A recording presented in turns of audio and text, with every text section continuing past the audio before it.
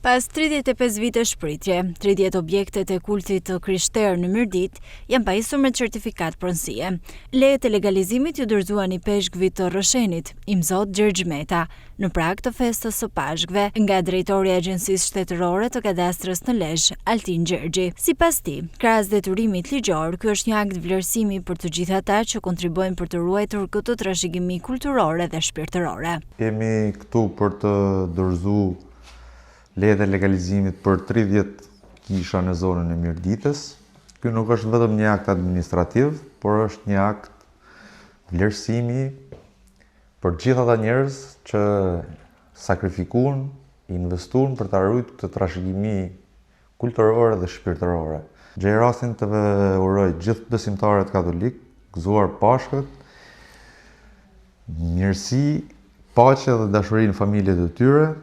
Shpresoj të jetë një ugur edhe për te këtij vendi ku është këtu, në një kohë ku shumë trazira punodhin në gjithë botën. Në qarkun e Lezhës kemi arritur në kuotat 90% të realizimit të lejeve të legalizimit për gjithë objektet e kultit.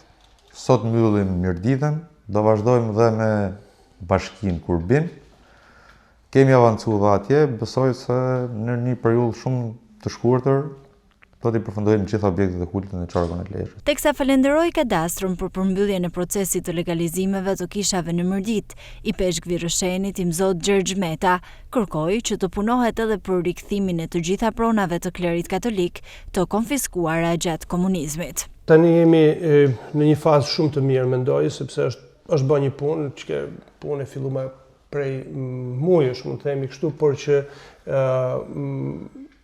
kur thot populli më mirë vonë se kur janë 35 vjetë që ishte e nevojshme që të punohej me këtë, tani po punohet mirë, u punu mirë. Me thënë të drejtën, ky është një proces që përfshin shumë institucione, por Drejtoria e Legalizimeve ka bërë një punë për mu të jashtëzakonshme edhe në mënyrë shumë të shpejtë dhe e falenderoj drejtorin, edhe që ka erdhi personalisht të sjellë dokumentacionin. Unë shpresoj tani, po kjo është për te zyrës legalizimeve, që të punohet edhe për kthimin e të gjitha pronave në qarkun e Lezhës, pak të flasim për qarkun tonë, për sa i përket kishës katolike, e cila ende nuk janë kthyer të gjitha pronat konfiskuara që është vitin 67. Fal punës së 2 viteve të fundit të Agjencisë Shtetërore të Kadastrës në Lezhë, është bërë mundur pajisja me certifikat pronësie e rreth 90% të objekteve të klerit katolik në qarkun e Lezhës, edhe procesi pritet të përmbyllet plotësisht brenda këtij viti.